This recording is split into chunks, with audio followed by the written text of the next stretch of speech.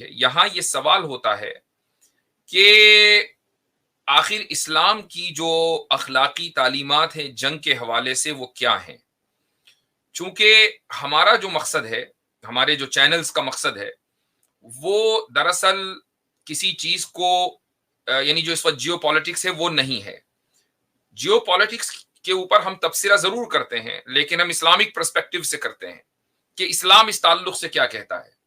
ہمارا جو چینلز ہمارے جتنے بھی پلیٹ فارمز ہیں ان سب کا مقصد ایک ہی ہے، اور وہ یہ ہے کہ فکری اعتبار سے، انٹلیکچوئل پرسپیکٹو سے اسلام کہاں اسٹینڈ کرتا ہے، اور اس کے جو اخلاقیات ہیں وہ کتنے اعلیٰ اور کتنے بہترین ہیں کہ اگر دنیا ان کو اپنائے تو امن کا گہوارہ بن جائے۔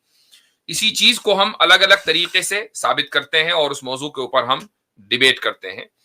تو میں آپ کے سامنے دو تین باتیں رکھنا چاہوں گا۔ سب سے پہلی بات تو یہ ہے کہ یہ ایک منٹ اسکرین شیئر کر لوں۔ سب سے پہلے میں جسٹ اے سیکنڈ۔ اچھا، تو چونکہ بہرحال اب گفتگو شروع ہو چکی ہے، بار بار یہ کہتے ہوئے بھی اچھا نہیں لگتا۔ اب آپ لوگ جو ہے فوری طور پر ویڈیو کو شیئر کرنا شروع کریں تاکہ زیادہ سے زیادہ دور تک یہ ہمارا پیغام پہنچے انشاءاللہ۔ ایک آرٹیکل ہے اسلام سر کو تھوڑا سا اس کو زوم کر لیجیے تھوڑا جی، یہ ایک آرٹیکل ہے، اور یہ آرٹیکل ہے islamweb.net پر، اور اس کے لکھنے والے ہیں ڈاکٹر راغب السرجانی، اور یہ اصل میں ایک کتاب ہے محاسن الاخلاق میننگ نوبل کیریکٹرسٹکس، یہ اس کا ایک خلاصہ ہے۔ تو اس میں جو کچھ اصول بیان کیے گئے ہیں وہ میں آپ کے سامنے رکھ رہا ہوں کہ یہاں پر یہ جو پیراگراف ہے اس کا مطلب یہ ہے کہ امن ہی اسلام میں ایک اسٹینڈرڈ پوزیشن ہے۔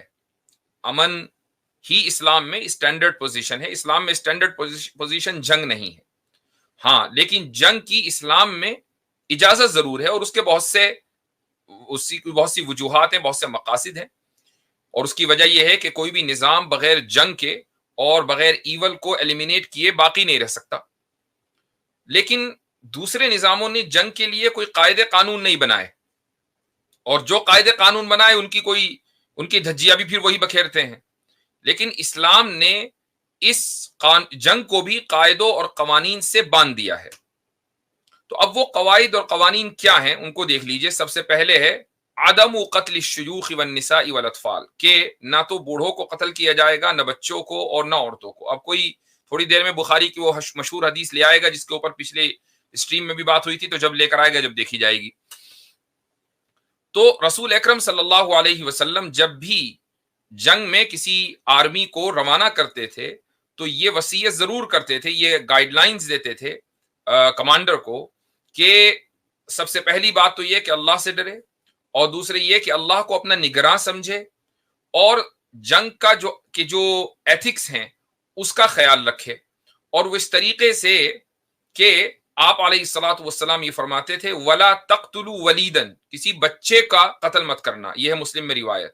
پھر ابو داود میں ہے وَلَا تَقْتُلُوا شَيْخًا فَانِيًا وَلَا طِفْلًا وَلَا صَغِيرًا وَلَا امْرَأَةً، کہ کسی بوڑھے کو، کسی بچے کو، کسی چھوٹے کو، کسی عورت کو قتل مت کرنا۔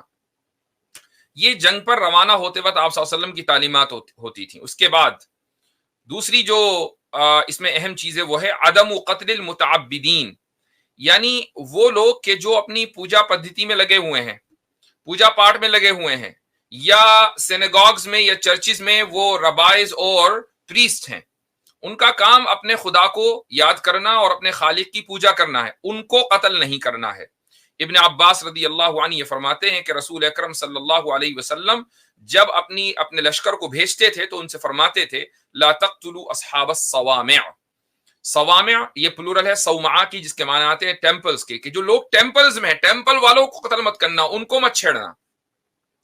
اسی طریقے سے آپ صلی اللہ علیہ وسلم کی یہ حدیث بھی ابن عباس رضی اللہ عنہ روایت کرتے ہیں، اور یہ مسند احمد میں ہے، کہ جب وہ اپنی آرمی کو بھیجتے تھے تو فرماتے تھے اخرجوا بسم اللہ قاتلوا فی سبیل اللہ من کفر باللہ، کہ اللہ کا نام لے کر نکلو اور اللہ کے راستے میں لڑو، یعنی ایکسپینشنزم کے لیے نہیں کہ اپنی سرحدوں کے علاقوں کو بڑھانے کے لیے یا دوسروں کے وسائل کے اوپر قبضہ کرنے کے لیے لڑو، ایسا نہیں، اللہ کے نام پر لڑو۔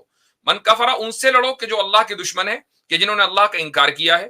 ولا تعتدوا، हद से तजावुज मत करना। क्या मतलब? यानी जितनी जिस कदर जुल्म उनकी तरफ से है, ज्यादती उनकी तरफ से है, उसी का जवाब होना चाहिए, उससे ज्यादा मत बढ़ना। अगर तुमने जुल्म और ज्यादती का जवाब उससे बढ़कर जुल्म और ज्यादती से दिया तो ये जायज नहीं होगा। ये वला तातदू, और ये हुक्म कुरान में भी है कि अल्लाह ताला हद से तजावुज करने वालों को पसंद नहीं करते। वला तगुल्लू, माल गनीमत अगर आ जाए तो उसमें खयानत मत करना। वला तुमस्सिलू, अगर तुम किसी आदमी को पकड़ लो, दुश्मन को, तो उसको इस तरह कत्ल मत करना कि उसको तुम मुसला बना दो। और मुसला का मतलब यह है कि उसके तुम हाथ पांव काट दो, उसकी नाक काट दो, उसके कान काट दो, इस तरीके से कि उसकी हैती बदल जाए। आज आप देखें कि जब बम्बों और मिसाइलों की सूरत में लोग मरते हैं तो वो इस तरीके से उनके जिस्म के परखचे उड़ते हैं कि आप ये पता नहीं लगा सकते कि ये एक इंसान का के जिस्म का हिस्सा था या किसी जानवर का। वला तख्तुलू अलविल्दान, बच्चों को मत मारना। वला अस्हाब अस्सवामिअ, और इसी तरीके से जो लोग टेंपल्स में रहते हैं, वहां पूजा वगैरह करते हैं, उनको किसी भी तरीके से हर्ट मत करना। ये आप सल्लल्लाहु अलैहि वसल्लम की दूसरी वसीयत है। तीसरी वसीयत, धोखा नहीं देना है। अदमुल गद्र, धोखा नहीं देना है। आप अलैहिस्सलातु वस्सलाम अपनी आर्मी को यह भी हुक्म देते थे कि अगर तुम्हारा किसी से कोई मुआहिदा हो जाए तो फिर उन जिनसे मुआहिदा हुआ है उनको धोखा नहीं देना है। आप अलैहिस्सलातु वस्सलाम की हदीस है, बुखारी में है और भी दूसरी रिवायतों में आई है कि मन अम्मना रजुलन अला दमिही फक़तलहु फअना बरीउम मिनल क़ातिल व इन कान अल मक़तूलु काफ़िरन, कि एक आदमी अगर किसी शख्स को अमन दे, यानी उसने मुआहिदा कर लिया अमन का, कभी ठीक है अब मैं तुमको नहीं मारूंगा, या पूरी कौम से मुआहिदा कर लिया, फ़क़तलहु, और उसके बावजूद उसको मार दिया, यानी धोखा दिया, फ़अना बरीउम मिनल क़ातिल, तो मैं उस कत्ल करने वाले से बरी हूं, मेरा उससे कोई ताल्लुक नहीं है, अगरचे जिसको कत्ल किया गया वो काफिर ही क्यों ना हो। चूंकि जब एक मर्तबा लफ्ज दे दिया, जबान दे दी, तो उस जबान की पासदारी करना जरूरी है। इसी तरीके से आप सल्लल्लाहु अलैहि वसल्लम की जो चौथी गाइडलाइन है वो है अदमुल इफसाद फिल अर्ज़, यानी जमीन के अंदर फसाद नहीं फैलाना। और जमीन में फसाद न फैलाने का मतलब आप अच्छी तरीके से समझते हैं कि आज के दौर में जो जंग चल रही है उसमें इंसानों से ज्यादा जो इंफ्रास्ट्रक्चर है वो निशाने के ऊपर है। बिल्डिंगों को मिसमार किया जा रहा है, इंटरनेट पर के जो पूरा निजाम है उसको तबाह बर्बाद किया जा रहा है, बिजली के निजाम को तबाह बर्बाद किया जा रहा है कि किसी तरीके से सामने वाले के पास न बिजली हो, न पानी हो, न खाना हो, न बाहर की दुनिया से उसका कोई कनेक्शन हो। ये क्या है? ये फसाद फिल अर्ज़ है। इसको कहा जाता है जमीन के अंदर फसाद फैलाना। तो अगर एक शख्स को मारना है, मसलन एक टारगेट किलिंग करनी है, तो उस टारगेट किलिंग के चक्कर में 500 लोगों को मार दो। ये कहना कि नहीं जी नीचे सुरंगें बनी हुई हैं हॉस्पिटल के नीचे, इसलिए हॉस्पिटल के ऊपर बमबारी की गई, ये फसाद फिल अर्ज़ के अलावा और कुछ नहीं इसको कहा जा सकता। लेकिन इस्लाम ने वाज़ेह तौर से फसाद फिल अर्ज़ यानी जमीन में फसाद फैलाने को से रोका है, मना किया है। आप सल्लल्लाहु अलैहि वसल्लम, ये मैं आपको रिवायत सुना रहा हूं कि अबू बकर सिद्दीक रज़ी अल्लाहु अन्हु ने, जब जो कि इस्लाम में पहले खलीफा हैं, रसूल अकरम सल्लल्लाहु अलैहि वसल्लम के जलीलुल कद्र सहाबी हैं, कि जब उन्होंने अपनी आर्मी को शाम भेजा, मुल्क शाम जिसको हम सीरिया कहते हैं और फलस्तीन का इलाका भी मुल्क शाम में ही आता है, तो उसमें आप हजरत अबू बकर सिद्दीक रज़ी अल्लाहु अन्हु ने ये तलकीन की थी, ये नसीहत की थी अपनी आर्मी को कि वला तुफसिदू फिल अर्ज़, के जमीन में फसाद नहीं फैलाना। इसी तरीके से यह भी फरमाया था कि वला तुगरिकुन नखलन वला तहरिकन्नहा वला तुअक्किरू बहीमतन वला शजरतन तुस्मिरु वला तहदिमु बैअतन, के किसी दरख्त को, खजूर के दरख्त को या कोई भी दरख्त हो, उसको आग के हवाले मत करना, उसमें आग मत लगाना, किसी जानवर को मत मारना, किसी फलदार दरख्त को मत काटना, किसी वला तहदिमु बैअतन, और कोई टेंपल हो, कोई चर्च हो, सिनेगाग हो, उसको तुम मिसमार मत करना, उसको मत तोड़ना। ये पूरी वसीयत किसमें है? हजरत अबू बकर सिद्दीक रज़ी अल्लाहु अन्हु ने अपनी आर्मी को गाइडलाइंस दी हैं। तो अदमुल इफसाद फिल अर्ज़, ये एक यानी जमीन के अंदर फसाद न फैलाने, ये एक बुनियादी अखलाकी तालीम थी जो कि रसूल अकरम सल्लल्लाहु अलैहि वसल्लम और आपके सहाबा अपने फौजियों को दिया करते थे। अब यहाँ एक सवाल होता है, वो सवाल ये है कि कुरान करीम में ही खुद ये बात है बनु नज़ीर के वाक़ये में कि रसूल अकरम सल्लल्लाहु अलैहि वसल्लम ने कुछ दरख्तों को काटने का हुक्म दिया था। मैं उसके ऊपर अभी थोड़ी देर में आऊंगा, लेकिन बहरहाल एक सवाल बनता है, इसलिए इसको लेना भी जरूरी है। लेकिन आगे बढ़ते हैं ताकि एक मौजू फ्लो में पूरा हो जाए। जो पांचवी गाइडलाइन है वो है अल इन्फाक अलल असीर, कि अगर जंगी कैदी तुम्हारे पास आ जाएं तो फिर उनके ऊपर खर्च भी करना। ऐसा नहीं कि उनको तुम खाने से महरूम कर दो और वो भूखे मर जाएं। अब आप देख लीजिए कि गज्जा में जब मिस्र की सरहद, मिस्र की तरफ से जो गज्जा की सरहद है, जब उसको खोला गया, बड़ी मुश्किल से मिन्नत समाजत करके उसको खोलने की इजाजत दी गई, पूरी दुनिया से प्रेशर पड़ा, लेकिन उस प्रेशर के बाद सिर्फ 30 टर्कों के खाना ले जाने की इजाजत थी। अल जजीरा चैनल ने उसको कवर किया, और वो 30 ट्रक भी इस तरीके से थे कि एक ट्रक में जितना खाना था वो सिर्फ चंद 100 लोगों के लिए काफी था। गोया के चंद हजार लोगों के खाने का इंतजाम किया गया, एक ऐसी आबादी में कि जहां 20 लाख से ज्यादा अफराद हैं और जिनके ऊपर दिन रात बमबारी हो रही है और उनके पास खाने को कुछ नहीं है और पीने को कुछ नहीं है।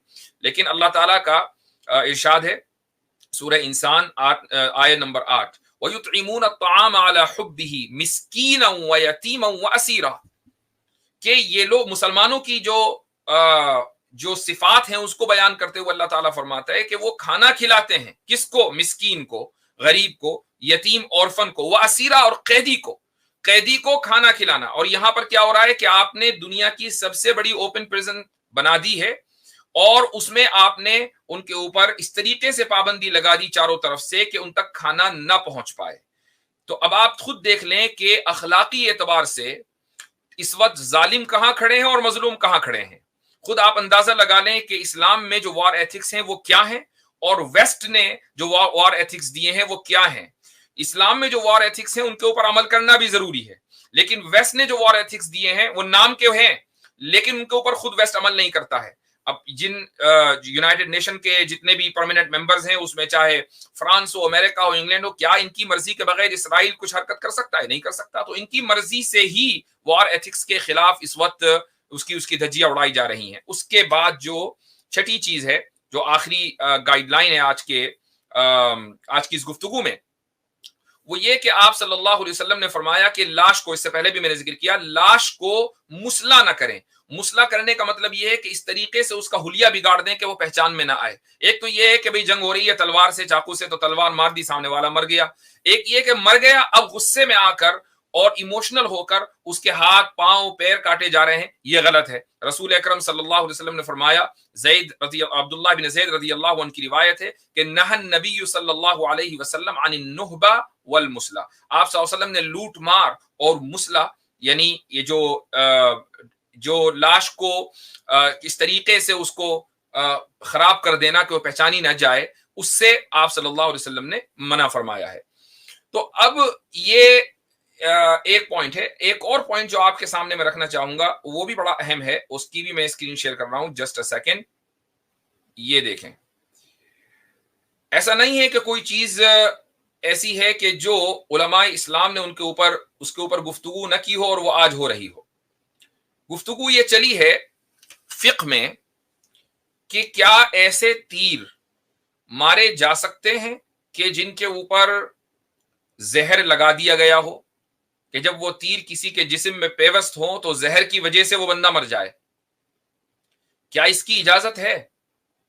अब ये डिस्कशन फिक्ह में हुआ है और जाहिर है कि फिक्ह किसी एक आदमी के ख्याल का नतीजा नहीं है, बल्कि फुकहा मुख्तलिफ मुल्कों में आबाद हैं, हर एक की नॉलेज का लेवल अलग अलग है, तो उनमें आपस में इख्तलाफ भी होता है।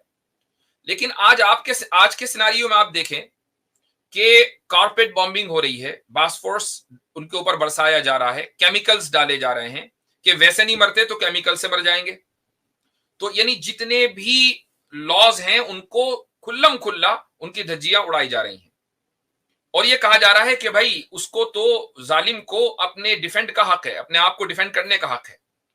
लेकिन अब आप देखें कि फुकहा ने, इस्लामी फिक्ह में इस मसले को किस तरीके से डील किया गया है। ये है एक आर्टिकल, ये उसकी एक इबारत है, आपके सामने मैं रख रहा हूं। वह अम्मा रमीउल कुफ्फारी बिनबलिन मसमूमिन, के कुफ्फार के ऊपर अगर ऐसे तीर बरसाए जाएं कि जिन तीरों को जहर आलूद किया गया हो, यानी उनके ऊपर केमिकल्स लगा दिया गया हो, क्या इसकी गुंजाइश है? फलिल मालिकियति फीही अक़वालुन सलासा, मालिकिया के इसमें 3 पोजीशंस पाई जाती हैं, 3 राय हैं। नंबर 1, जवाज़ु रमीही बिही मुतलक़न, जी हां बिल्कुल जायज है, ये पहला कौल है। दूसरा कौल, वस्सानी हुर्मतु रमीहिम बिसहमिन मसमूमिन। अब आप देखें कि अगर मान लें ये बिल्कुल एब्सोल्यूट जायज होता तो एक ही राय होती, लेकिन दूसरी राय भी मौजूद है और वो ये है कि नहीं, जहर आलूद तीर से उनके ऊपर तीर बरसाना ये हराम है, इसको बाकायदा हराम करार दे दिया गया। اور تیسرا قول، اور اسی کے اوپر فتویٰ بھی ہے خود مالکیہ کے یہاں، مالکی اسکول میں، جواز ذالک فی حال المعاملۃ بالمثل، وہ اگر یہ کر رہے ہیں تو پھر کرنے کی اجازت ہے، اور وہ اگر نہ کریں تو پھر کرنے کی اجازت نہیں ہے، چونکہ جنگ ٹٹ فور ٹیٹ کے اصول کے اوپر لڑی جاتی ہے۔ تو بھائی جو مذہب اپنے ماننے والوں کو اس بات سے روکے کہ آپ کیمیکل ویپنز اپنے دشمنوں کے اوپر عام حالات میں استعمال نہیں کر سکتے، اور دشمن بھی وہ کہ جو لڑنے کے لیے آئے، عام جنگوں میں ان کو جو لڑنے کے لیے نہیں آئے ہیں ان کو مارا جانا جائز نہیں ہے، ان کو قتل کرنا درست نہیں ہے، تو پھر آپ خود اندازہ لگا لیں کہ اس مذہب کے ماننے والے اور وہ مذہب خود، وہ دین خود اخلاقی اعتبار سے کہاں اسٹینڈ کرتا ہے۔ اور جن لوگوں کی آج کچھ 2% کے اسلامو فوبز حمایت کر رہے ہیں جن اسرائیلیوں کی، وہ اندازہ لگائیں کہ ان کے یہاں وار ایتھکس کیا ہیں، اور جن کی حمایت کی جا رہی ہے، جن کو سپورٹ کیا جا رہا ہے، ان کے وار ایتھکس کیا ہیں۔ دنیا اپنے خود دیکھ رہی ہے۔ مجھے بڑی حیرت ہے کہ جب کل حملہ ہوا غزہ کے اوپر اور بہت زیادہ راکٹ برسائے گئے، بموں کی بارش ہوئی، اور باقاعدہ یعنی ایسی آبادی کے جہاں کی ایک بڑی تعداد بچوں کے اوپر مشتمل ہے، ان بچوں کے اوپر جب بمباری ہوئی تو انڈیا میں اسلامو فوبس کہنے لگے کہ بھئی دیوالی کی خوشی ہے، دیوالی کے پٹاخے پھوٹ رہے ہیں۔ تو یہ ایک افسوسناک صورتحال ہے کہ جب آپ اخلاقی اعتبار سے اتنے قلاش اور دیوالیہ ہو جائیں کہ آپ ہر اس مسلمان کو، ہر اس شخص کو دشمن سمجھیں کہ جو اللہ اور اللہ کے رسول کا کلمہ پڑھتا ہو، اور محض مسلمانوں کی دشمنی میں آپ بچوں کے مرنے کے اوپر بھی خوشی منائیں، تو سمجھ لیجئے کہ پھر آپ کی جگہ انسانوں میں نہیں ہے، آپ کی جگہ جانور کے باڑوں میں ہے، اور جانور بھی وہ کہ جو اسلام میں حرام ہے، اس باڑے میں آپ کی جگہ ہے۔